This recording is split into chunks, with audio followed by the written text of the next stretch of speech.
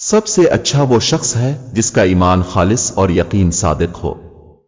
हिकमत की बात जहां कहीं हो उसे ले ले, क्योंकि हिकमत की बात गोया ईमानदार लोगों की गुमशुदा चीज है जिसे वो जहां देखते हैं ले लेते हैं।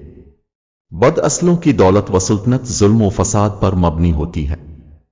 फजूल और बेमौका कलाम करने की आदत छोड़ दे, क्योंकि जबान से बहुत से ऐसे फजूल कले निकल जाते हैं जो अल्लाह ताला की कई नेमतों को दूर कर देते हैं। करीम नफस की खसलतें नेक होती है। वो लोगों को अपनी नेमतों से फायदा पहुंचाता है और रिश्तेदारों से सिला रहमी करता है। जो लोग खुद ऐबदार होते हैं वो लोगों के ऐब जाहिर करना पसंद करते हैं ताकि उनके अपने ऐबों की निस्बत उज़्र करने में गुंजाइश हो। औरत की पाक दामनी इसके शौहर की खुशी का मूजिब और उसके हसन के बाकी रहने का बाइस है। खालिस ईमान बिल्लाह और लोगों से नेकी व एहसान करना क़यामत के दिन के लिए बेहतरीन नफा बख्श सरमाया है।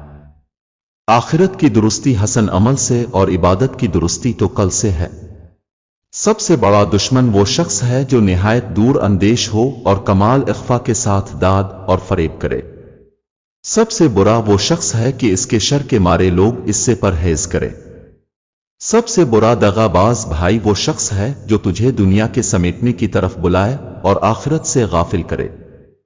सबसे बुरा साथी वो है जो जल्दी बदल जाए और सबसे बुरा हमजोली वो है जो मुतलौविन मिजाज हो और इधर उधर पलटे खाए।